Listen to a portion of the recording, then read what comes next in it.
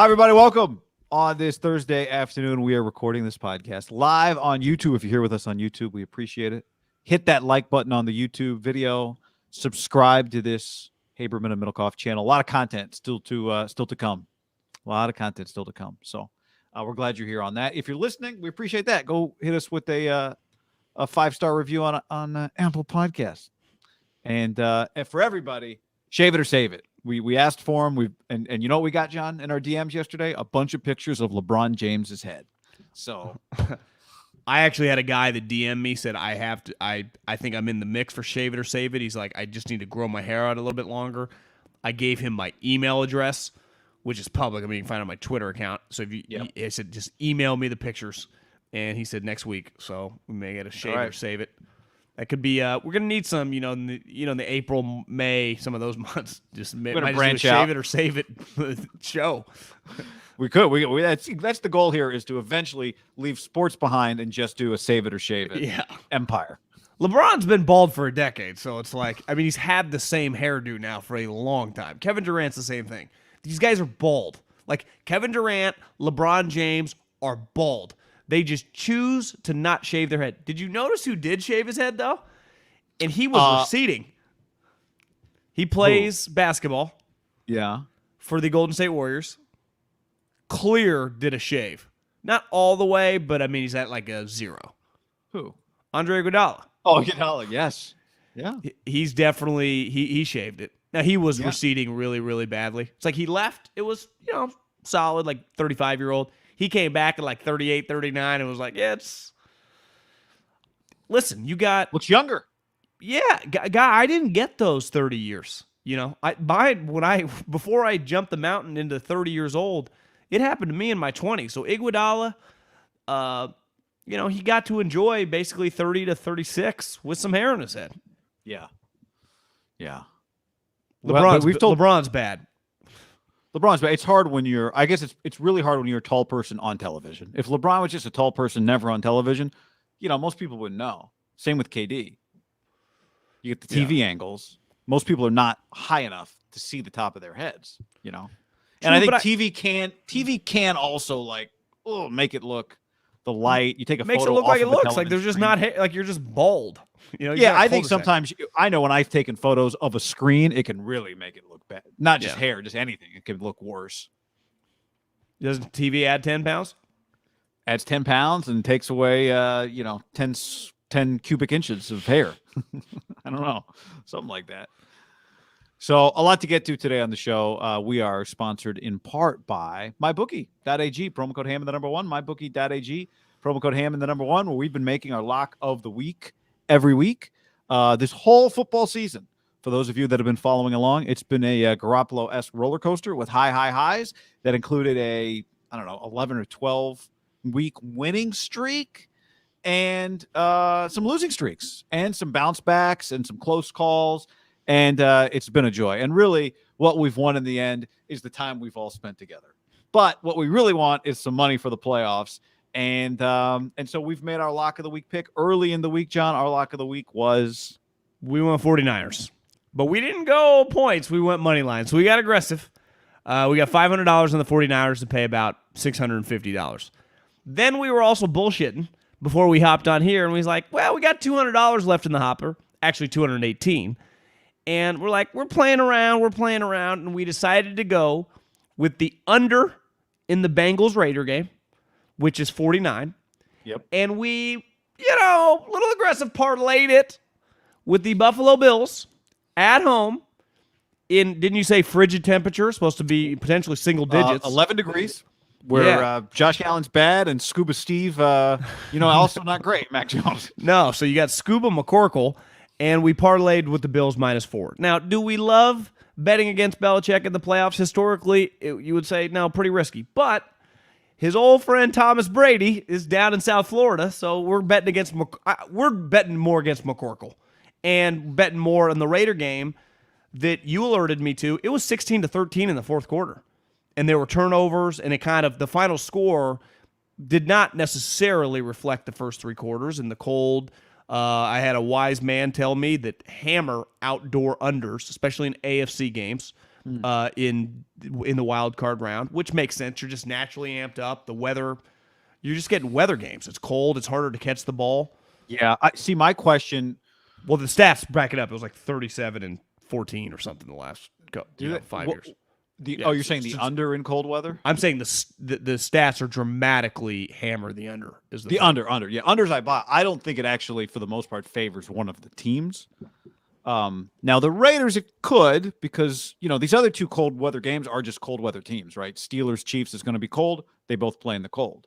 Well, remember Derek's old coach, Mr. Defensive Coordinator with the football team, said his former quarterback wasn't very good in cold weather, and then Derek kind of got butthurt and got mad, and they had to go back and forth. And then, I think Dubois threw out the tweets.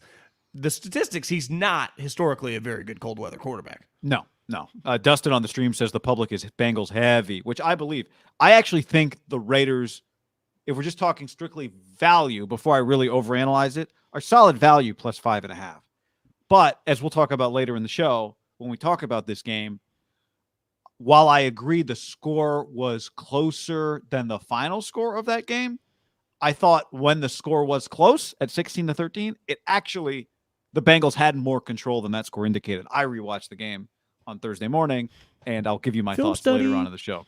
So, mybookie.ag, promo code HAM, the number 1, HAM1, where they'll match that deposit dollar for dollar up to $1,000 if you accept the bonus. If you decline the bonus, remember that you do have to bet the full amount before you can withdraw funds if you accept the bonus, so you can also decline it.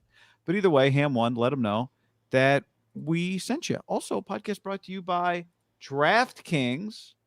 How's our game? Where we got 3 spots left, John. I got 2, 98 out of 100. 2. Okay. I gotta update my gotta update here. DraftKings, promo code HAM. Go sign up at DraftKings right now. There are 2 spots left. As you're listening to the podcast, it's probably too late for you. But join our league, and then you'll be immediately notified. The first people that get the notification are the people that are in our league. And so you join the Haberman and MIDDLEKAUFF League. You don't have to be in the league to play our game, but we do recommend that when you sign up, you use the code HAM for your shot at millions of dollars in prizes. Every round they're out there, and you could get your share. Everyone can play for a $1 million top prize every round of the playoffs when you use the code HAM to sign up. Yep. Download the DraftKings app, promo code HAM, get in our game, and I'm already thought in my mind I've got 3 players I'm for sure going to get put on my squad. Quarterback's a little harder this week. If you think about it, some of these cold weather quarterbacks, so maybe less points scored. Some of the running quarterbacks, like do you trust Kyler or Jalen Hurts? Not really. Jimmy is not really a DraftKings aficionado, I wouldn't say, right? Here's a question. This is not my lineup here. Here's a question. Why is Gardner Minshew $100 more expensive than Derek Carr? What's up with that? Just they don't like Derek value. I don't know. Maybe goal line situations. They gave it to Mariota. They just don't think he's going to score any points. But why is Minshew is not that much cheaper? Like, could Minshew play in this game? Minshew mania guy at any moment. You just go to the pen. Here's another one. Jimmy Garoppolo is $100 more expensive than Ben Roethlisberger. I'd say that is not representative of how much more valuable Jimmy Garoppolo is than Ben Roethlisberger this week. I'd agree. But you could do a lot. You can. But the Niners can also score 28 points with Jimmy with not him throwing a football. Could throw some picks. Could throw some picks. Yeah. Yeah. So maybe Carr is good value. Maybe. Although again, I'll get to that later. Either way, anyway, HAM, when you sign up at DraftKings, we love DraftKings Daily Fantasy. This is the way it is. Our DraftKings game, by the way, and you can go find whatever you want. You can find a DraftKings game that's only for Sunday. It's only for Saturday. You go play some golf, which we'll do again and love. But our game is both Saturday, both Sunday, and the Monday game. That's I am excited to watch this new Monday night element. This is like wild card weekend. Is it over yet? You're like, okay. No, I know. Coming up on Monday, it's Monday Night Football on ABC and ESPN and ESPN2 and ESPN Plus. You think you'll watch Manning cast ESPN Deportes? A playoff game? Yeah. Well, who are their guests going to be? Is he be like, here's a big 4th and 1 coming up in the 4th quarter, but Oprah, I got a question. I bet Carson Palmer. They're going to need a big Arizona guest to want a quarterback. Doesn't he make a lot of sense? Feels like he'd be buddies with those guys. I would go an Oprah type character, just someone super famous. Wild Card Weekend, just they've already used Condi, but just something like whoa, like a yeah, Magic Johnson. Kurt Warner could do. Yeah, I could see exactly like what's going to be their L.A. Ram. Jim Everett. I could see Magic. Eric Dickerson. I think we've already got it. I think we got Carson Palmer or Kurt Warner. Whoever says yes, it wouldn't shock me if they both went on. Magic Johnson to me has a very strong chance of like LA vibe. You see, Magic already tweeted like right when the playoffs set, like anyone can win these playoff games like last week. So Clayton Kershaw. That's your 4. Warner, Palmer, potentially both, maybe just one. Magic Johnson, Clayton Kershaw. All right, we booked it. Maybe Kelly Stafford too as well. That's a good You could argue just like maybe 2 guests on a playoff game. Just you guys talk football. Well, you could argue, but to me, like Warner would be. Somebody said Warner's probably calling the game on radio. Warner, like somebody like that would be like. You think Carson Palmer's pretty good? Yeah, I think Carson would be great. I think somebody else who could talk the football game with them would be the best. One time I talked to Carson Palmer, and my take leaving him was like, he's so rich that he doesn't need to do it. This guy would be really good on TV. Like a Greg Olsen, because he's serious, but he can be a guy's guy, but he's not a bullshitter. He's just he would be awesome. They had him on. He was at a game, a USC game. I saw him on the Pac-12 Network pregame show, and he was really good. And you could tell, like matter of fact, but very engaged in football. Remember he did the Mike. Remember he talked to DP with the Mike Tomlin take. Oh yeah, for USC. But like knows the game, knows the players, like still pays attention. But like you said, also it doesn't seem like his life revolves around. He's got kids. He said in the car, his kids were making fun of him because his mom, maybe his wife, was showing the kids from his dad's old highlights, and he looked slow to the kids, and they were giving him a hard time. Like, do you think Carson Palmer could play in today's league? Remember, I said no pocket quarterbacks anymore. Do you think he could still figure it out? Yeah, I mean, if Roethlisberger's playing in today's league, yeah, he'd figure it out. You know, Carson's arm probably still stronger than Big Ben's arm. I'd say yeah. But I like the list we just built. Oh, here's the other thing, John. By the way, for any of you guys in the Bay Area or around the Bay Area, big watch party going on Sunday at Puesto's Santa Clara location. Doors open at 11 a.m. The food at Puesto, which is a Mexican artisan kitchen and bar, the Adler brothers, who are big Niner fans, Eric and Alex. The food is top tier, as good as fantastic. Yeah, very excellent. Think Tebow Samuel, you know that. Think Tebow, yards after catch, the tacos after catch. I mean, really good. And we went to the one in Concord. They got some Southern California locations. They've got 2 in Levi's, but obviously you can't get in Levi's on Sunday. But my recommendation, if you're in the area, go to the Santa Clara Puesto, order the quesadilla taco, my personal favorite, the crispy melted cheese braised short rib. And I would say get there maybe halftime of the first game of the Bucks game, Bucks Eagles. Maybe fourth quarter. I mean, that game might not. I don't know how much that second half. Could be a little blowout city. But get there 1 o'clock. This will be perfect. Eat incredible margaritas. They got the what's the name of the margarita they're gonna have from Levi's? Bang Bang. The Bang Bang margarita. Right. Bang Bang. You could actually do a bang bang like the old Louis C.K. where bang bang is like eat a bunch of Chinese food, then you go to a pizza place or something.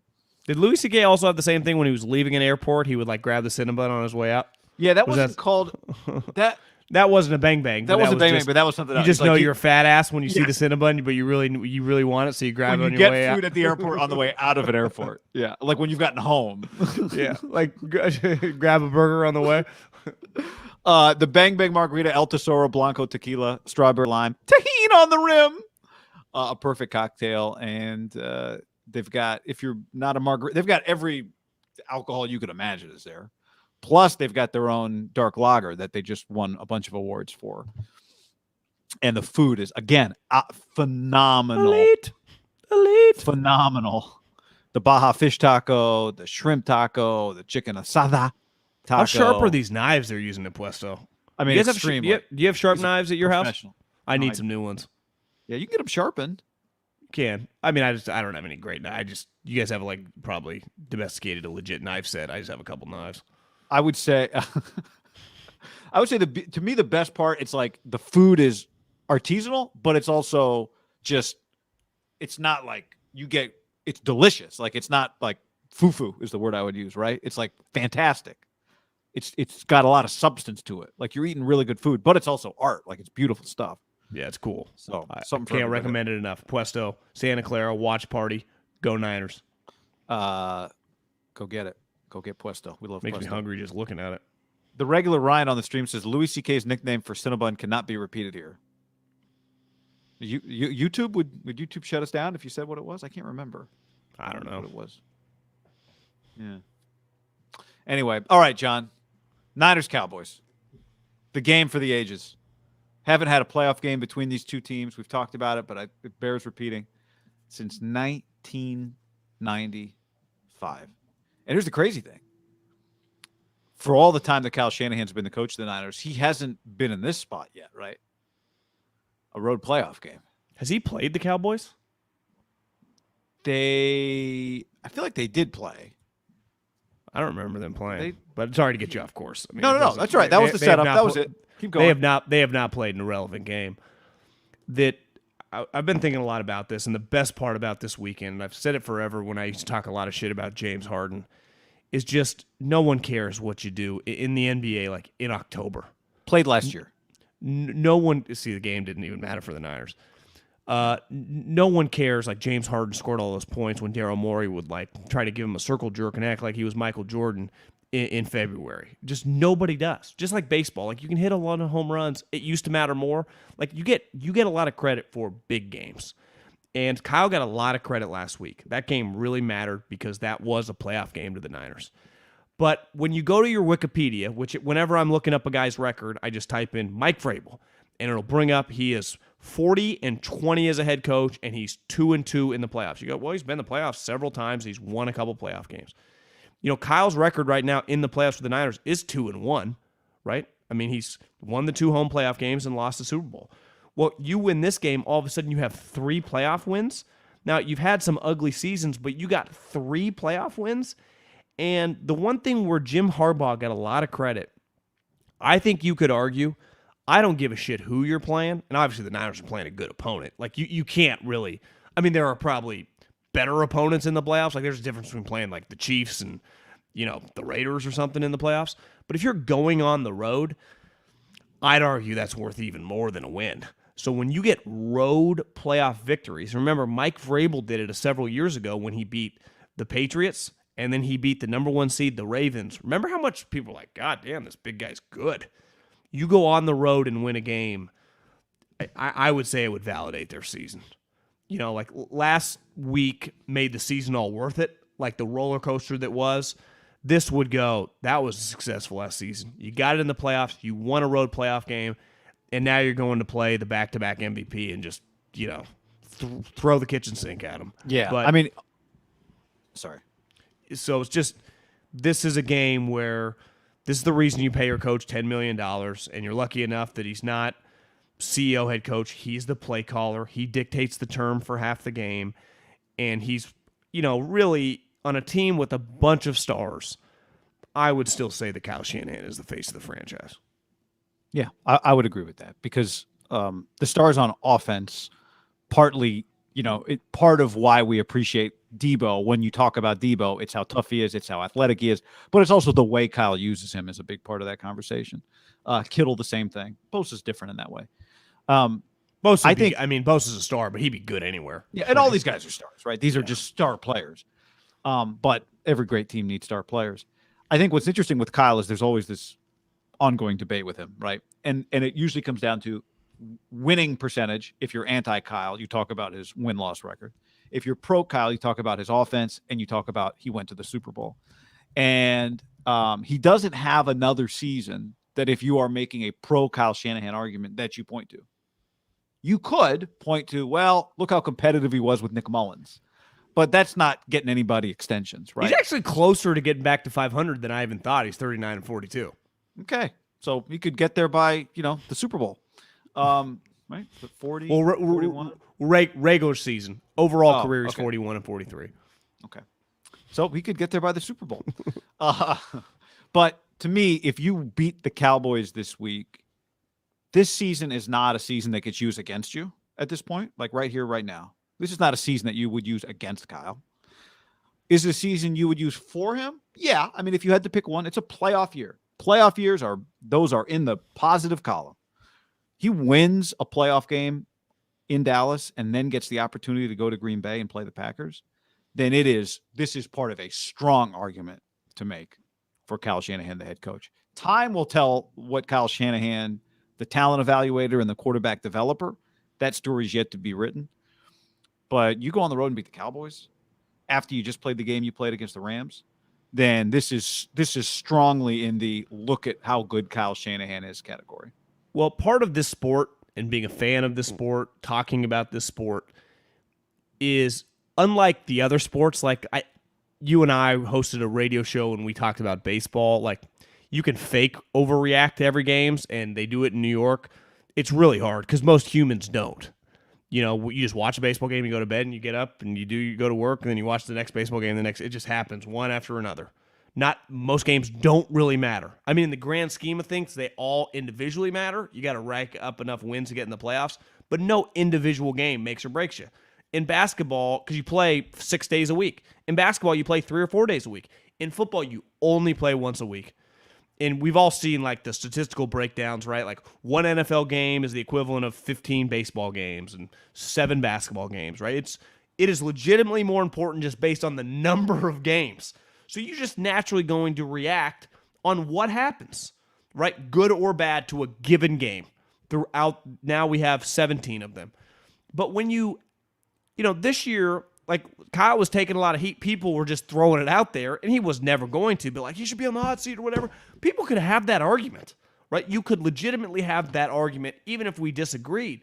You rack up enough playoff victories, you're just arguing that he had a bad game from moving forward. Right. That was a shitty play call. He should have done this on 4th and 2 instead of that.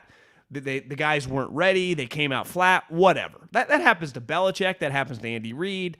But no Titans fan, and don't get it twisted. They got a little hive on Twitter. I remember what was the take a few years ago? Mariota's basically Alex Smith. They didn't like that. They didn't like that. Yeah. Wouldn't he have died to be Alex Smith? Looking back. Yes.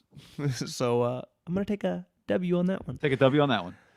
That when you argue over all the high-end coaches, you're just getting mad at them individually, which is normal. Like they self-critique themselves. That's the sport. But you're not calling for Sean Payton's job. You're not calling for Andy Reid's job. Hell, even Sean McVay, you're furious at him last week. You're fired up he's your coach. Well, this is what Kyle needs to do. Like, you get a road playoff game and you just make the playoffs. So it's like, well, 2 of his 5 years, he's won playoff games. Not just made the playoffs, won playoff games. And then you win a road playoff game as an underdog. Because the one thing, you look back at a Super Bowl year, he was favored in both those games, and he was at home. Like, he was dictating the terms. This is, like, he's the underdog. Rightfully so. You go in and beat McCarthy, and listen, I would say most people, it feels like, make fun of Mike. His resume is pretty good. Now, you can say it's all Aaron, but then you'd have to say the same thing for LaFleur that I think we all like. Like, McCarthy has won some games that have mattered over his career. Like, he's not, and I'm guilty of this, I think we act like he's way worse than if you just go to his Wikipedia page, it would say he is, right? He has coached in a lot of big games on the sideline. Like, you are not coaching against Jim Tomsula this weekend. That's true. But this is also different than some of the games that Kyle Shanahan has lost in the playoffs before, right? The comeback to the Patriots, in the end, you got beat by Belichick's Patriots. The loss in the Super Bowl, in the end, you got beat by Mahomes and Andy Reid. I don't think there's any shame in losing this game necessarily. I'm with you. Like, I am not here to denigrate the Dallas Cowboys. They're clearly one of the better teams in the NFL. I think people respect their roster. I think they don't respect the head coach. That's the thing. Right? I would be in that category. I said for a year and a half, I've had to stop saying it, that I thought they've got the wrong head coach. But that still might prove to be true. But I've had to shut up on that for half of the season because I felt that way after last year. I felt that way even early this year. You go 12-5, you go 12-5. Right? Yeah, I'm not. Again, they're a good team. He's clearly not a joke. But if you were to lose, how would that one wear over time? Is this team about to go to the NFC Championship game? Are they going to win a championship in the next 4 years? Or are we going to look back in 4 years and 3 years? I mean, I don't think if they're failing, if they're not going deep into the playoffs, he's not there 3 years from now. So I don't know exactly what this Cowboy team is. If I had to bet, does this Cowboy team win a Super Bowl? I would bet no. I agree. So, who you lose to is part of the whole big picture. But ultimately, like you said, it is black and white numbers. Do you win playoff games? If you win playoff games, you get contract extensions, you get power, you become a long tenured coach, and you have a successful head coaching career. So you get into the dance, and the margins are thin. Like if we went through every year Belichick in the postseason, they would have some games that they won by the skin of their teeth, right? But they've played it. He played in 10 Super Bowls with Tom, right? 10? 9. 9? 9. 9. They lost 3 of them. Okay. He's won 6. So you just, if you're in the fight, but right? I think they lost in like 4 other AFC Championship games. I mean, they were. It's remarkable when you look at what they did. It wasn't just because you always told me he was good. It's why I just having watched Andy Reid in Philly, it was like, who goes to this? Who is in the fight this much? You just got to be in the fight a lot. Just in the fight, man in the arena. Tom Brady, and I think if you're in the fight a lot, and that's what I would say for Mike, right? Mike's been in the fight a lot. If you're in the fight a lot, you are going to naturally catch some breaks, and you're going to have some things go against you. But if you're just in it, you're going to give yourself an opportunity to put together these are where careers are made. Ask Mike Tomlin. Mike Tomlin's just been in the fight every year, every single year. And does he have 3 Super Bowls? No. But he's viewed as one of the elite coaches of his era. Same for Sean Payton. Yeah. Well, it's why I think Mike Vrabel's doing a kind of slowly building a pretty impressive, damn, this guy's not messing around. You can nitpick his team all you want, and he's got Ryan Tannehill. This guy's number 1 seed, playoff victories, playoffs every year, double-digit wins. It's pretty nuts what Vrabel's doing, right? Yeah, I say it all the time. Tom's got 7. Tom lost to the Eagles. No, Tom has 7 Super Bowls, but with Bill. Did you mean Tom? Sorry. I was just talking about them together. You're right. Bill has 6 with Tom. Tom has 7 separately. Tom's played in 10. Sorry, that was the number I was thinking of. Gotcha. Keep going. So it's just this is a big weekend for Kyle. And you're right. He loses. It's not the only way it would suck if they get their ass kicked. That would be pretty bad because they shouldn't. They're to me, they're equals. And equals in a playoff game comes down to schematics, comes down to turnovers, comes down to shit we'll just talk about coming up. I mean, it comes down to the little details. This is playoff football, right? It's you watch that national championship game was excellent because you fought God damn, these guys belong on the same field with each other. There's not another team in the country that belongs on the field with these two guys. And it was 19-18 in the fourth quarter, and then he threw a pick, sick. It just kind of snowballed on him. But it was the level of margin for errors in big games because in college football, it shows you, right now, it's just when the 2 SEC teams play, that's the best game. But in the NFL, once the playoffs start, and there'll be a couple games this week, I'm sure, that are won by 18 points or whatever. But there'll be a couple that you're coming in the fourth quarter, especially if you're betting on it, you're like, oh my God, this thing is tight. Yeah. And that's the way the NFL is in general. If you're just sitting on your couch watching Sunday football, it feels a little bit different when every game's the primetime game because it's the only one being played at the time. And you just go through the games, especially this one, star players everywhere. So it's like Amari Cooper versus Jimmy Ward and Tart are coming over to try to tackle him, right? Or Fred Warner's chasing him, or Nick Bosa's chasing Dak, or Micah Parsons chasing Kittle in the flat, and Trayvon Diggs and Van Der Esch are flying trying to catch Debo. Just all these names about, right? Nick Bosa over Lyle Collins or whoever they have star offensive linemen. Can Eric Armstead push back Zach Martin? These are the type things. McCarthy, I guess it wouldn't be McCarthy. Kellen Moore versus D'Amico. Kyle versus Dan Quinn. All these things are constantly talked about as we're on pins and needles and it's 14-14 with 7 minutes left in the third quarter. Right? I mean, it's just what makes football awesome. Yeah. Yep. It makes it a roller coaster. So let's talk about it. You just hit on, kind of the way it gets discussed. But our keys to the game, the ham keys to the Niners Cowboy game. You want to start, or do you want me to start? You go ahead. I know you're fired up on something. So I think the number one key is when you close your eyes and you think about some of the great moments in playoff football, they normally involve, close them. Close your eye, the great first playoff moment that comes to mind. Low Neal. Low Neal. Okay. Didn't expect you to say that. But actually that works for this point. I think when you think about some of the greatest, if you go back and watched some of the greatest moments in playoff history, I think a lot of times they'll involve something very specific happening. Not all the time. Music City Miracle? Music City Miracle actually involved this. A passer under pressure. So Pat Mahomes in the Super Bowl, just getting the throw off before Nick Bosa gets there, right? Eli Manning pulling away from pressure to throw the ball to David Tyree. I think the number one key in this game is, do the Niners get to Dak enough? I think they're going to get to him. I think they're going to be able to run the football offensively, the 49ers. So one of two things then happens. Either Dallas gets the lead first or the Niners get the lead first. If the Niners get the lead first, then they try to run the ball. There's not that many possessions. And now Dak's got to throw. And the Cowboys do have the firepower to make up a deficit. Or the Cowboys get the lead early, maybe not quite 17 like the Rams, early in the Rams game. What did you think? How are they ever going to start up these guys? The Niners get the Cowboys get the lead early. And the same thing has to happen. They probably still throw a little bit, and you got to get to Dak to stop them so that you can then play catch up, which, even though the Niners did it last week, is not their forte, you would say, based on the style of their offense. And so I think there's going to be moments just like the Rams game where they get to Dak. There's going to be moments just like the Rams game where they almost get to Dak. And then the question is, on those plays, what happens? Stafford made some really good throws when it looked like he was about to get hit.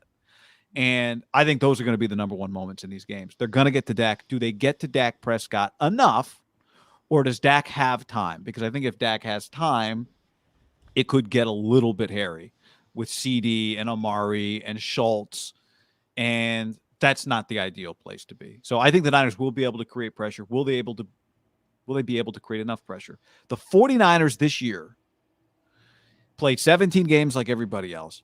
In those 17 games, they held the opposing quarterback under his season average for passing yards 14 times. The 3 times it didn't happen was Goff, Burrow, and then the second Cardinal game with Colt McCoy. But Colt McCoy actually exceeded Kyler Murray's average passing yards in that game. So we'll call that an over. But basically, the Niners, if you set the over-under at that quarterback's season average, the Niners were 14-3 on the under for the opposing quarterback's yardage. Dak's average is 278, which is top 10 in the NFL. When he hit the over, they were 5-2. When he hit the under, they were 6-3. So not a lot there. But when he hit the over, he was 22 touchdowns, 3 picks. When he hit the under, in more games, he was less touchdowns and more than twice as many interceptions, 15 touchdowns and 7 picks. So to me, that's my number one key. I think one thing that helps the Niners with Dak is he's not young Dak Prescott anymore. He's really, his style is like a Matt Stafford. He's a pocket quarterback. He didn't even run on the season for over 150 yards.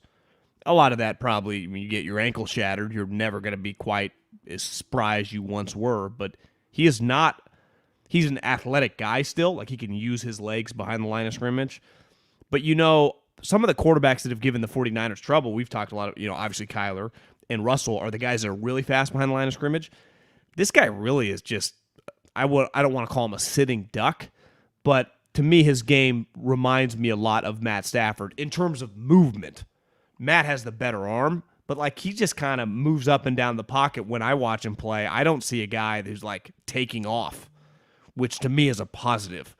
We've always said the Niners do really well with quarterbacks who aren't going to move. I think that's why they had some success against Stafford. Ultimately, Stafford at this age does not want to run around, right? He was running to throw, and he's not probably as quick as he was 5-6 years ago. Well, Dak coming off the injury is just not that quick. And the 49ers, obviously Bosa and Armstead, but some of their other just role players that they rotate in and out just play really fast. So you rewatch that Niners second half, Stafford looked like he got overwhelmed. Now this Cowboy offensive line is better than the Rams offensive line, even though someone forwarded me that PFF had the Rams rated as the best pass protecting offensive line in the league. I'm like, that can't be true. Like I'm just they're not that, like they're just, I don't know. I don't believe that. Maybe through their formula, but I've just watched them enough that I don't think they're like 5 Anthony Munoz on the group. But to me, my key is, and I think the Niners, when they go and when they really go, is when their horses take over on offense. And when you watch the Cowboys play, because Zeke is now kind of a shell of himself, their identity is soft. And when I say soft, like they're a passing offense. If they were a college team, they would be like, you know, I'm trying to even think of the squad. They'd be like, they're not quite Washington State, but they are throwing the ball a lot because their best players are outside and they're paying their quarterback $40 million. They throw the football. Well, the 49ers, their best player is a wide receiver who also could play running back, and they get him the ball in all different manners. Kittle could dominate in the run game as a blocker with Juszczyk. And then Ayuk has really just come on. He just makes huge plays for them. And even Jennings last week, who that might have been the best game it was the best game of his life so far. I can't expect him to do that again, but you saw he's a physical player. All their guys they're guys with the ball in their hands, and same with Elijah Mitchell, are physical. And they used to have this with Zeke. There is an element of you can't fucking do anything when Zeke would truck you. It's like, oh, how are we going to tackle this guy? And to me, Kittle, Debo, Elijah Mitchell, those guys play like that. And to me, that's where the team gets their momentum from. Trent's back. I mean, there's a physical element. And even Micah Parsons, I actually think he's just being true. Like, they play bully ball. They want to shove you around. And I think part of the reason Mike is saying that, most teams don't play like that in the NFL. Like, how many teams in the NFL, besides like Belichick in that Monday night game, that had 10 straight runs this year? I bet it's less than 5. 10 straight runs. No to run out the clock or something at the end of the game too, right? How about the Ravens, maybe? Maybe, but I feel like when Lamar, they throw the ball a decent amount. Yeah. To me, it's just those guys just physically dominating. Because the defense, like you said, the defense has been pretty consistent. No chance. I bet Andy didn't have 5 straight runs all season. 5. So it's just, now, the one thing I wonder, and this is where being a game planner, you can really take advantage. So Kyle mentioned, those guys get upfield and they fly around, they're pass rushers. Well, what neutralizes a good crazy pass rush getting up the field? A good screen? Yeah. Right? Maybe a draw. You can do things to kind of counter them. And I would say one of Kyle's greatest strengths, when his game plan immediately works, is it puts you on your heels right away. And all of a sudden it's like, you're just doing what we're doing. Micah Parsons is like, I always do this. But right now they're like throwing it right behind me. And if Kyle's doing that right away, we've seen the Niners win from leading and win from behind. Like the Cowboys, if the Niners can flip the script last week and somehow get like a 10-0 lead, do they start looking at each other? Like, they haven't been in this position. They've lived somewhat of a when charmed season. When they go up 17-0. Well, if the Niners went up 17, they would win the game. Well, I'm just saying when they've done it, that ends up looking like, the Packer Thursday night game or the Monday night game, whatever that game was, when Bosa sacked, what do you get, a safety on the first series? Oh, you're saying the Niners kill people. When the Niners get up 17-0, they kill people. Yeah, because they just keep running the ball out. Where they've gotten in trouble this. Oh, sorry. My thing though is if you can get a lead on the Cowboys, more than just your typical first drive 7-0 whatever. We've seen. I don't put that much stock into a first drive because you get the game plan. But if you can get a multi-score lead, the team that hasn't been there, and that is the Cowboys. When's the last time Dak's been in the playoffs? Amari's never been in the playoffs with his team. Obviously, CD's second year hasn't been in the playoffs. Diggs hasn't been in the playoffs. Parsons, obviously a rookie. How do they handle it? They have a lot of unknown. It's not like their coach has been there that long. That's the one thing. Kyle, these are all his guys. They're all just in the bunker together. They've some of them, like Kittle and Juszczyk, have been here the whole time. Jimmy been here forever. Trent's new, but he's a Kyle guy. Elijah Mitchell just belongs. Bosa just belonged immediately now, but he's been in the trenches in big games and the rough times. It's how do the Cowboys respond? To me, it's all about their core guys hitting them in the mouth immediately, and just see if they can jab back. Yeah. Obviously, the Cowboys have the talent to, but the one thing with the playoffs, sometimes like mentally, if you get a little off your equilibrium, it can throw you off because there's not like, well, we got another month. We're 2 games up on the Eagles. There's none of that. None of that shit matters anymore. And right? the Niners have been playing that type of game. The Cowboys. I was in the car yesterday, listening to Steve Young. Him and Tolbert were bullshitting, and the big reason that they played those guys in the second half is like they wanted to get their mojo for the playoffs because their offense had been so shitty. So they left their guys in against the backups. The Eagles have been planning for do you know what their defensive staff did week 18? They started studying Tom Brady and getting the game plan because it was kind of clear that they probably thought they were going to play. They just assumed the Bucs would win. They spent like half the staff did the Rams, half the staff did the Bucs. They didn't waste a second on the Cowboys. It didn't matter because if they did have to play the Cowboys, they would have been ready. They've already game planned for them several, over the years. Yeah. They have so much tape, cross-divisional tape. Wow. And the Cowboys, like, there's a reason Dak threw 5 touchdowns in that game because it mattered to them to get their shit back. But does that even matter? You're playing Haberman and MIDDLEKAUFF in the backfield. No, it doesn't. We're going to find out if it does translate at all because their offense had been bad. Like, you watch that Cardinal game, Dak looked weird. Well, John, they weren't great a few weeks ago against the Giants either. No, they haven't been good in a while. Today. His passes he just feels off on some throws. And part of it, the difference between him and Stafford is the arm strength is noticeable. He does not have some hose. No. He's I don't want to say Alex Smith, but he's much closer to Alex Smith than anyone wants to admit with his arm. For being he's a big strapping athlete, right? He's thicker than Alex, but he does not throw this just like whoop. Mm-hmm. Jimmy's arm's better. Yep. I think where the Niners have gotten themselves into trouble at times this year, right? You think about the Bears game. You think about the Seahawks game in Seattle. You think about the Texans game, which thankfully for them, they were playing the Texans, is when they control a game but don't convert early.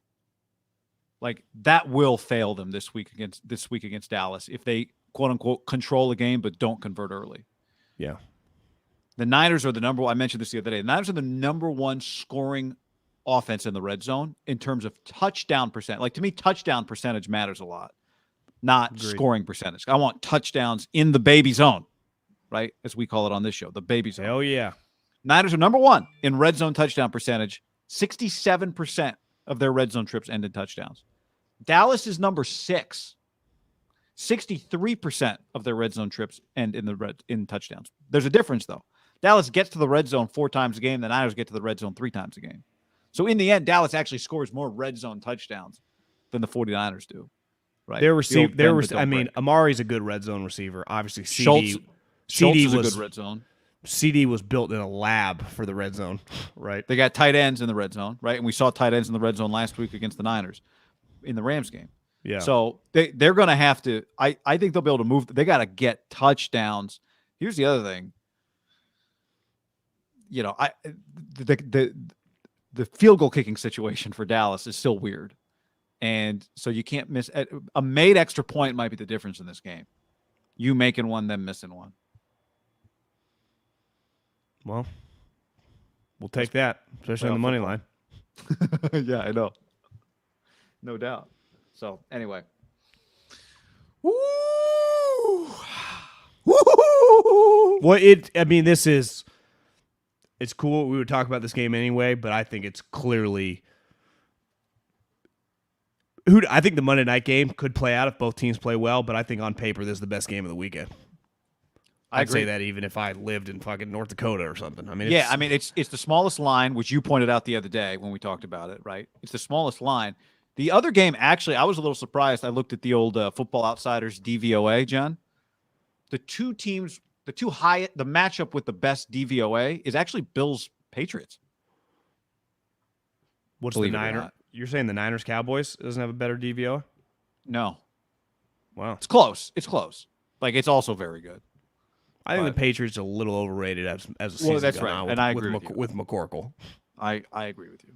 That's actually, since you said that, I wasn't going to bring this up here, but since you said that, John, I ran this poll on Twitter on Wednesday. I go to Twitter for all my big decisions. And I asked if the Niners had Mac Jones and the Patriots had Jimmy Garoppolo, which would be better? I knew what my answer was before I ran this poll. I wanted to see what people thought. 61% of respondents said the Patriots would be better if Jimmy Garoppolo were their quarterback and Mac Jones were the Niners quarterback. And I got to tell you, in this case, I absolutely agree. I can only imagine Jimmy Garoppolo on the Patriots right now, and I think it would make them a better football team. What would your answer to that be? Yeah, I mean, I think if you just put Mac Jones on the 49ers, Mac Jones threw a lot of interceptions this year. I think he would be the Niners would have been no lock to win 10 games with Mac Jones. I know everyone assumes that. I don't. Zero chance on God's green earth if the Niners fell behind like they did the other day that Mac Jones could have brought them back like Jimmy Garoppolo did. Partly because of Garoppolo they fell behind, but yeah, partly. But their defense was getting shredded. It wasn't all. Did he have a turnover? He threw a pick in the first half that led to a touchdown? Yeah, he did. He threw the one straight up in the air. Yeah. That was bad. But we act like Mac doesn't do that. No. Like people need pick to six on the second the second touchdown by Miami last week. Yeah, so now the difference is Mac doesn't ever get hurt. Like, he just played 17 games. Like Jimmy's had like 7 injuries in 2021. Ankle, thigh, now he's got a thumb. It's like Jimmy gets injured. That's part of Jimmy's package. Yep. I'm not saying that Mac Jones can never be better than Jimmy Garoppolo. I'm just saying right now today. I would have voted Patriots.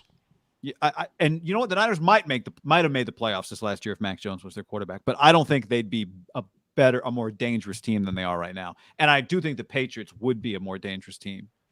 I mean, we'll see.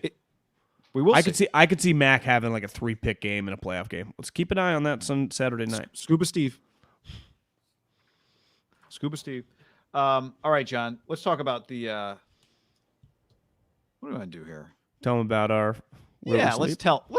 Let's tell them. Do you want to tell them? You want me to tell them? I'll tell them. Our friends at sleepnumber.com/ham make sleep your number one goal. Whether you're set out to exercise more, eat healthier, or parent with patience, most of your resolutions benefit from quality sleep. Quality sleep is important for overall health, performance, and key mental well-being. Eating healthy, weight loss, and exercise are helped with quality sleep. The better you sleep, the more your brain feels better. I know mine does. When I don't sleep well, that's when I get really hungry, and that's when I end up eating dirty. I don't eat fast food that often, but when I do, it's always like 4 hours sleep, and I'm like, I'll just go to Burger King, But I would never do that after like a 7-8 hour night sleep in my sleep number bed because I'm well rested. I'm like, I'm gonna fast till lunch, then I'm gonna go get a Cobb salad. Go get on that 30. That's John's sleep number. Mine's 60. I like it a little firmer. But no matter what your number is, you get the sleep IQ score. Tells you how efficiently you're sleeping. I know this for me. If you see me up wandering around at 11:15 at night watching some TV, there's a 100% chance I'm eating something that I should not be eating, and probably not even something I want. So going to sleep early actually saves me from some dumb late night snacking too, or just going to sleep at a reasonable time. It doesn't even necessarily mean early. Right now, discover offers for a limited time at your Sleep Number store or at sleepnumber.com/ham. Make sleep your number one goal. Okay. Sleep is like running the football. Good things happen if you can run the football efficiently, and good things happen if you can sleep and get your sleep. And proven, it's not just about sleep, it's about quality sleep. Sleep Number. Proven quality sleep is life-changing sleep. Go to sleepnumber.com/ham. Do it. Podcast is also brought to you by BetterHelp. Here's the thing with BetterHelp. BetterHelp.com/hampod. .com/hampod. Sometimes we all need someone to talk to. And BetterHelp is customized online therapy that offers video, phone, and even live chat sessions with your therapist, so you don't have to see anyone on camera if you don't want to. It's much more affordable than in-person therapy, and you can start communicating with your therapist in under 48 hours. Why invest in everything else and not your mind? Think about that. Your mind. This is our moneymaker right here. Mm-hmm. Unless you got Debo's feet or Josh Allen's arm. I've named 2 people. That's not us, right? So it's all up here. This is where we separate, and we go through ups and downs. So that's where BetterHelp.com patreon.com/hampod, can really help anyone who needs it. Yep. And I would bet you mental recovery is, I bet Debo would tell you it's all about rest and recovery as well, getting your mind sure. right for competition. Okay? So it's not a crisis line. It's not self-help. It's professional counseling done securely online. You can send a message to your counselor at any time. You get a timely response. You'll get a thoughtful response. Plus, you can schedule weekly video or phone sessions, all without ever having to sit in an uncomfortable waiting room. BetterHelp is committed to facilitating great therapeutic matches so they make it easy and free to change counselors if needed. So right now, go to betterhelp.com/hampod for 10% off your first month. That's BETTERHELP.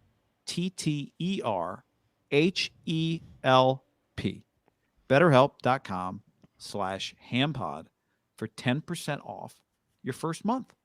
And start working on your mind. Can I just read you this Pelissaro quote? Tweet. It doesn't even make sense. It feels like we're getting countering information.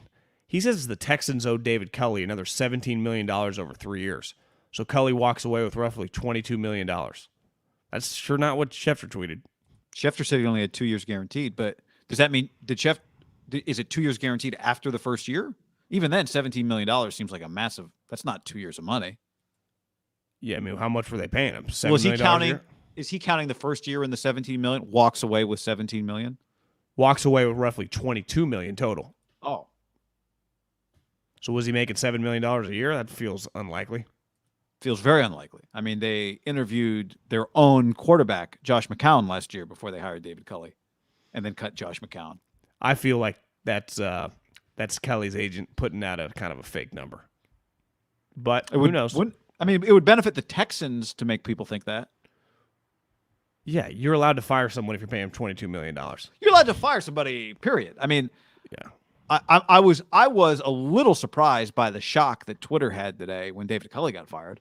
My assumption when they hired him that David Culley would be Anthony Davis, one and done. I didn't think for a second he was getting 4 years, let alone 2. And I would even put it this way. I didn't think for a second he was getting a quote-unquote fair shake. You remember when they hired him? People were mind-blown. Like, wait a second, this pass game coordinator who's like the oldest head coach ever hired for a first-time head coach, whatever. Like, it was, I thought that everyone kind of agreed this is a placeholder hire year one. And I think it'll make a lot of sense to a lot of people. Like, if they were to hire Brian Flores, people go, oh, okay. But I didn't even have a guy in mind when they hired David Culley to start. It was a mess with the quarterback, with disaster. Deshaun. Yeah. Nobody wanted that job, right? There was all these Jack Easterby articles. It was like ugly. You're coming to work for Easterby. Like, their candidate pool, again, I'll repeat, they interviewed Josh McCown. Who's on the team, right? Who was on the team as a player. And then there was a story like, oh, they hired Culley. They're going to move McCown over, and he'll be the next guy in line. And you know what McCown did? Left.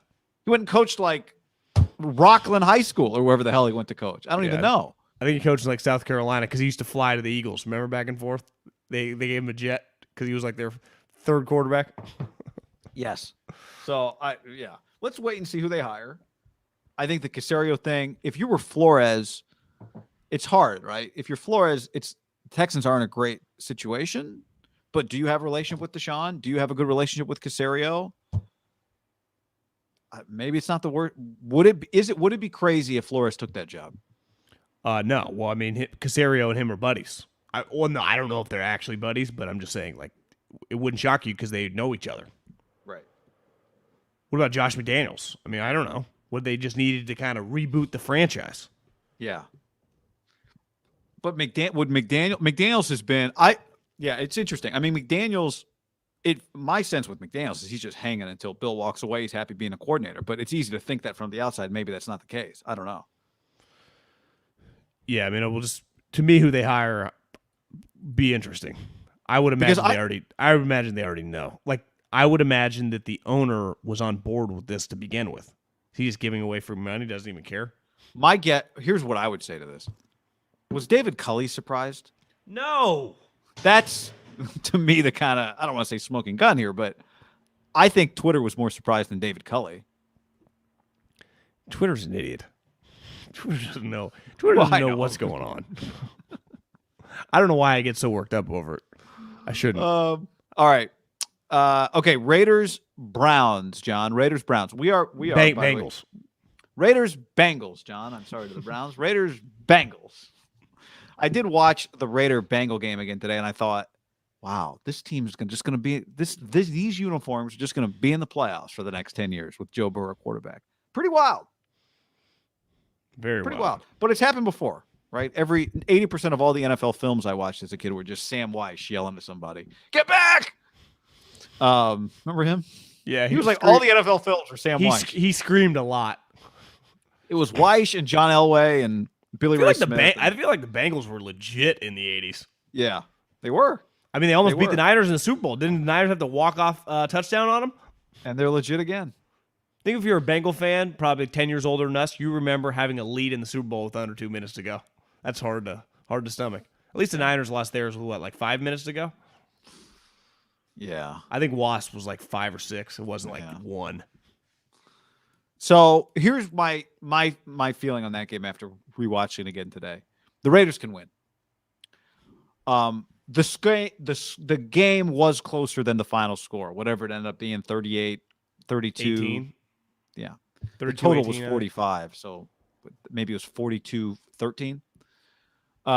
The game was closer than that final score. That was a little high. I think it was 35-13. Okay. Yeah. Double check that, though. Or 32-13, but double check it. 32-13. Yeah, you're right. So the Bengal-Raider game the first time around was closer than the final score, 32-13. Derek Carr had 2 turnovers in the last 5 minutes of that game. An interception, a bad interception at around 5 minutes, and then a fumble after the game was kind of over. It was 10-6 at halftime. It was 16-13 kind of beginning the fourth quarter after Raiders scored a touchdown. But I also think that score was closer than the game was. I thought the Bengals had control for most of that game. I think a couple things really stood out rewatching it. One, both teams created problems for both quarterbacks. The Raiders did a great job getting to Burrow. They forced a fumble early on a sack. They actually got him 2 other times where he kind of lost the ball. The ball was clearly not a fumble. He was clearly down, but they were just creating problems for him a lot. Jamar Chase had a second lowest receiving total of the year, 32 yards. Only had 3 catches. But Burrow and the Bengals missed a couple of opportunities with him deep. Burrow underthrew him once when he had a guy beat, and then the ball got there in double coverage too late another time. So I could see Jamar Chase. They were trying. They got him a couple end arounds in that game. Burrow only threw for 148 yards in the game. Yeah, it was the Raiders got after his ass. And I think that's the number one reason you would like the Raiders again today. Because this week, I think it's going to be hard to score again for the Raiders. And that's not even a temperature thing. It's going to be 31 degrees. It could be snowy. We'll see what the forecast says. Maybe some snow on Sunday. But Saturday might be 31, no snow. I think the Raiders are going to get after Joe Burrow again.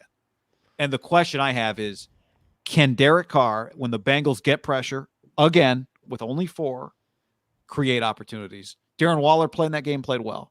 There were not many throws down the field for the Raiders in that game. Like, have they developed a little more with Zay Jones since they played that game? Or can they find other ways to be consistent in the pass game? Because I think they're going to get to Joe. But Jamar Chase is going to make a play here or there. And can the Raiders match it? Well, wouldn't you say the way they're going to win this game is if it's probably in the teens? They need to win like 19-16. They're not going to win a game. If you tell me the Bengals get to scoring 33. If you tell me the Bengals get to 28, I tell you the Raiders are losing. The Raiders don't score that many points. The Raiders, I think the last 9 games scored 30 points twice. And in fair, like people understand, right? It's understandable why they're there. Their offensive firepower doesn't exist.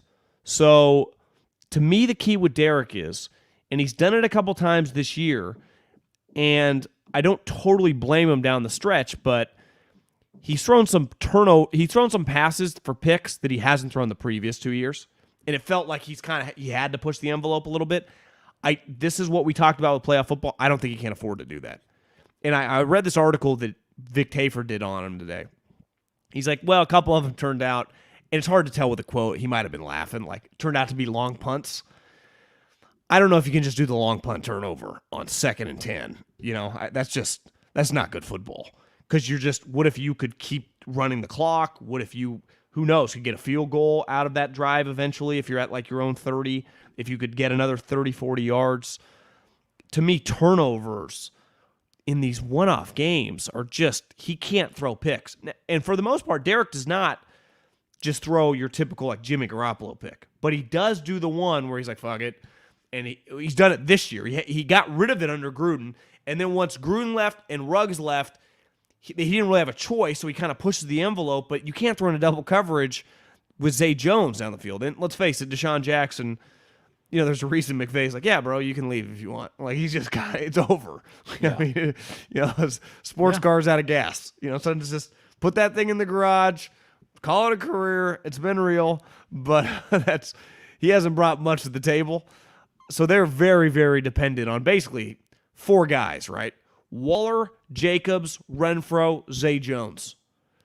And maybe Edwards a little bit, but this type game for Edwards is like, okay, you ready, bro? It's going to be cold. The other thing with the Raiders, their team is loaded with skill guys, right? I mean, Jamar Chase is Offensive Rookie of the Year. Higgins, I mean, that's a second round stand-up double, might be a third. I mean, that's a great pick.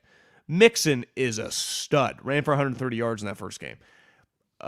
Who's their third receiver? Boyd, who's really good. Yep. So, I mean, they got firepower. The tight end, who I didn't even know until that Thursday night game, has been good all season long, number 87. Like, they got some firepower. And obviously their quarterback, if we did the hypothetical draft that's never happened in the history of humanity that every person that talks for a living or fan just always brings up, Burrow would go really high. Burrows go really high. Like, Burrow's better than Derek. But Derek is more experienced than Burrow. So it's like, maybe does Joe throw a bad pick? Can Derek just play the ultimate game that Gruden created, but balance? Like, if you get an opportunity to take a couple shots, take the shots. But to me, he can't take the shots where it's just throw it up there. And he's done that a little bit the second half. And he did it the Browns game, and he did it the Browns game. They got away with it big time. I think you just nailed it. I think he did. Did he do it in the Charger game? I don't know if he did. The Browns game was maybe the one I'm thinking of. I think you just nailed it because I think the Bengals play the type of defense that frustrates you, and then eventually, I think his yards, his ADOT, average depth of target in the first half of that Bengal game I read was 3 yards. 3 yards in the first half of that game, right? That's how far down the field they were throwing the ball. Not far, the Raiders. Yeah. But again, if you can get to Burrow, that might work. Here's the thing. The Bengals at the end of the first half of that game went kind of hurry up, 2-minute offense, and it worked because Burrow was getting rid of the ball really quick and wasn't giving the Raiders defense a chance to get to him. If I'm the Bengals, I do the same thing. The blueprint from the last game is what I do on defense. You try to create pressure with 4 and see if you can get Derek to kind of get impatient. The interception he threw late, he had a receiver open in the flat. Instead, he tried to like layer it on the sideline over one defender in front of another. And it's a really hard throw to make, and it got intercepted. I think part of that was probably, looking back on it, it's frustrating to play the Bengals because they create pressure, but they don't do it with the blitz, which Derek would love for you to blitz. Derek's very smart. You start sending blitzes, Derek knows where to throw the football, right? Well, I read some quotes from their defensive coordinator, Lou something. He's like, this guy's really been impressive the second half since we've played him. Like, he's just like, this guy knows what's coming, I think it's going to take patience, and patience to not be the guy that, like, a lot of times we tell him to be like, get the ball down the field. It's going to take patience.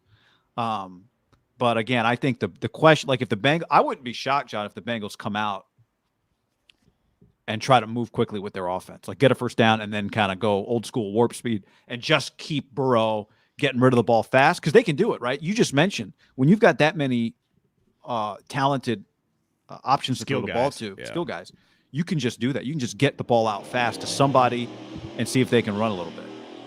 So, sideshow? Vin Diesel down here racing.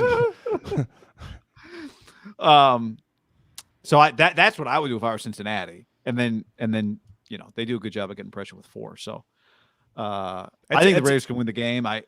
This is a Burrow, like, for this is a good opening game. This is a good opening game. For one of these guys, it's an incredible game for their careers, right? Yeah. Well, it's all been building up to this for Derek. A lot of pressure in that way, just from you don't get these many opportunities with the Raiders. It's just the beginning of something new for them.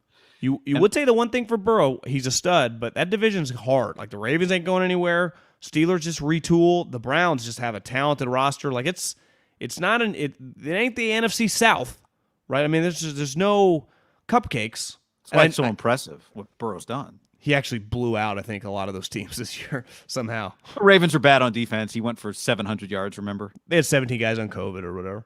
Yeah. But is Joe Burrow going to just play a year as a starter and just take the Bengals to a playoff win? Incredible opening to a career. By year 2, off a major injury, win the division and win a playoff game at home. He's ahead of schedule. Like Google, like Elway and Marino. I mean, it's not this easy. I guess Marino got to the Super Bowl like year 2, but that's the thing is Joe's 25. He never got back. Like he was in college for 5 years. You know. Yeah, he's a little older. But it is just incredible display of hitting the ground running. Somebody who has not had playoff success is about to win a playoff game. Like that to me is Derek Carr either is about to deliver a playoff win for the Raiders or Joe Burrow is about to deliver a playoff win for the Bengals. And either one of those stories is cool. You know the last time the Bengals won a playoff game? What year? 1991, I think. Yeah, good knowledge. Only because I saw a great tweet this week, a meme or whatever. It's both information. There's never in the history of time been a text message sent about the Bengals winning a playoff game because the first text was sent in 1992. 92? 92 was the first test text. I wonder what the charge was for that. You had to fly to the moon, I think, to send it. It's a good thing you didn't have that on a young, fifth grade John Middlecoff. Can you imagine before text existed? Like it's so easy to communicate. We don't need to talk. We can just text. Text me. So, anyway, all right. The wild card schedule just in and of itself, John, it's pretty cool. It's pretty cool. Here's what it is. I just want to break it down real. Everyone knows the schedule, but let's just rattle through these. Raiders-Bengals, 1:30 on NBC. We know about that game. The evening game, Patriots-Bills, 5:15 on CBS. Little thing about that game that's interesting. Bill Belichick's first game as the Patriots coach in the playoffs without Tom. 1-1 in his career in the playoffs without Tom Brady. And you know what got me thinking about today? We really got robbed back in 2008. That we didn't get to see what Bill could have done in the playoffs with that 11-5 Matt Castle team that got left out. Well, Matt Castle was throwing to Welker and Randy Moss, right? Yeah, I mean, it was. Who knows? What would Bill's? Maybe would Bill have a non-Brady Super Bowl? Probably. Who won the Super Bowl in 2008? It was Manning. Yeah. Was that Colts? Bears? No, the Saints. Who won the Super Bowl? 2008. Because the Colts won it. I think I don't know. Why do I feel like Dolphins won 11-5? Your Super Bowl champion. Oh, wasn't this Madden's last Super Bowl? Steelers Cardinals. Wow, I don't remember that one. You don't remember? Well, no, I mean I just don't. Yeah. It doesn't feel like it fits in that slot, but maybe it does. Yeah, the Steelers. Steelers were 12-4 that year. That was Tomlin. Cardinals were 9-7. So if you'd been able to get to that Super Bowl, get in, get hot, that Cardinal team. Yeah. I mean, that was Tomlin. Is that what you just said? Well, I mean, I think Tomlin, like a second-year head coach, he won a Super Bowl. Yeah. You know what? I watched some of that Super Bowl the other day because it was Madden's last Super Bowl. Yeah. And what I'd forgotten is before Santonio Holmes catches the ball in the right corner of the end zone, they miss like one or two plays before in the other corner on basically the same thing. Kind of a drop from kind of goes through Santonio's hands. On the same possession, like one or two plays before Santonio caught the game winner, they dropped basically the game winner or the go-ahead touchdown. That Super Bowl looked unreal on TV just because it was in the dome. I don't know where that game was, but felt like it was in Glendale. But I was going to say it was in Arizona. Felt like it was in Arizona. Yeah, that was that play where Harrison catches it and takes it to the house, and Larry runs down the sideline. Raymond James sweet. Is where that stadium. That was in Tampa. That Super Bowl was in Tampa. Did that feel like it was outside to you? No, but it did feel vibrant. The colors feel vibrant, and maybe the colors popped. Colors popped. Yeah.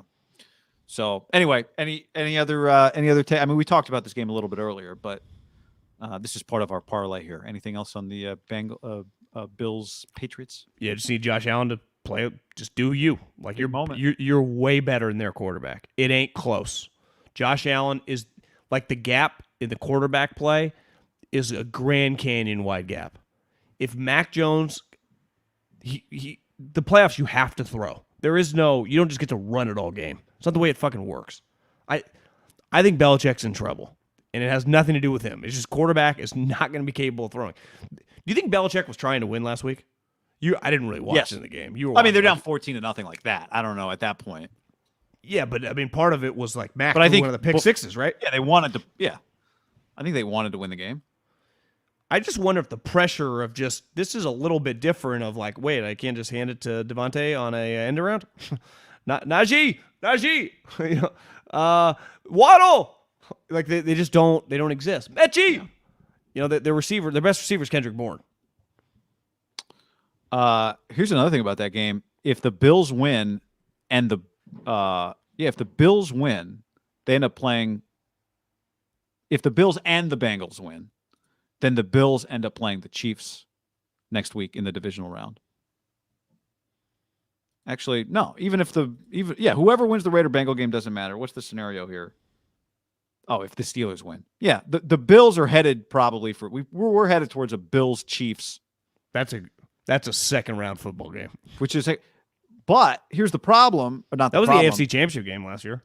Here's the good thing: if you're Cincinnati, right, or if you're the Raiders, like you could end up playing the Titans, depending on what else happens. Now, if the Patriots win, you end up playing the Chiefs. But if the Bills win, then the winner. You're acting like the Titans are like the Seattle or something. No. Who would you rather play, Tennessee or Kansas City? I mean Kansas City, That's or no, I mean Tennessee. But yeah, I do think Tennessee's pretty fucking good, and the big guy's back. So. Well, I know this. If you're the Raiders or the Bengals, I know who you don't want to play, especially if you're the Raiders. I know who you don't want to play. Yeah, you take your chance in Tennessee for sure. Then we get to Saturday. We got Bucs-Eagles. Anything on that game you want to? No. I think that's blowout city.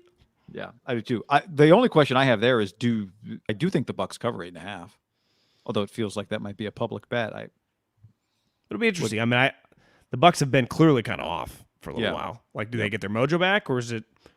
To me, is it a tight game? And like, is it close going into the second half? If it is, Sirianni, there's a race. That's an incredible coaching job. Well, imagine. I mean, we can imagine. It's not that hard to imagine because we've got the game right here. If Nick Sirianni wins a first-round playoff game against the Bucs, yeah, that would be the biggest. To me, that'd be the craziest thing of the weekend. That'd be even crazier than Tomlin beating Andy. He's beat him before. Yeah. They did. By the way, the Steelers gave up 250 rushing yards last week. Niners-Cowboys. We've talked about that. We'll put the Niners there. And then the night game, which is Chiefs. We already talked about Chiefs, Bills, and then Monday, game on 9 different ESPN platforms. Rams Cardinals, which is a pretty awesome Monday night game. Talk about Monday night game. Good thing is we'll have a podcast Sunday, and then the game's Monday. Yep. One other thing I wanted to mention, John. I mentioned this on the live stream the other day. Wednesday we did a YouTube only live stream, but I got the name. I just want to give a shout out to one of our listeners here. Tony Henne, John, the head coach and offensive coordinator. Some would say kind of the Sean Payton of the Pacific Hills League. You have a career record on you? No, I think he, let's see here. Tom Henne might have gone, Tony Henne. Sorry, Tony. Tony Henne. Dana Hills football. The story, they just hired him in 2021. And he was the CIF Southern Section Division Coach of the Year 3 different times. 3 different times. He was at Westlake for 2 years, a coach at Trabuco Hills as well. And now he's at Dana Hills.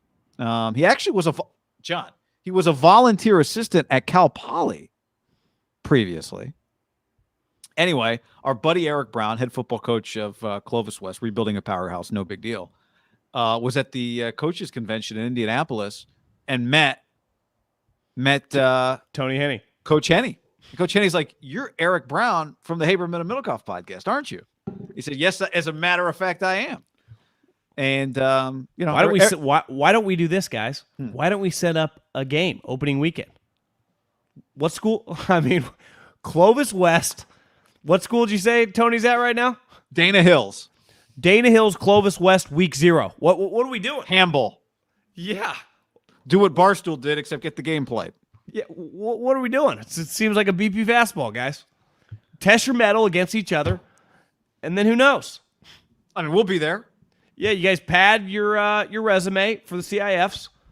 That's what we're doing. Let's play the game. Live neutral stream? site. YouTube stream.